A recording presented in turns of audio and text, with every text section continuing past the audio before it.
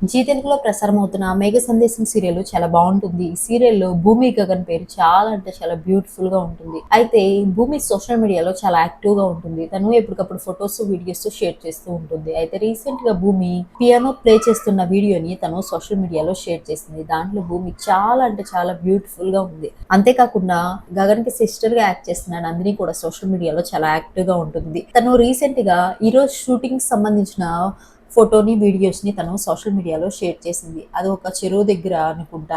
భూమి గగను అందరూ కలిసి దిగిన ఫోటోని కూడా తను సోషల్ మీడియాలో షేర్ చేసింది.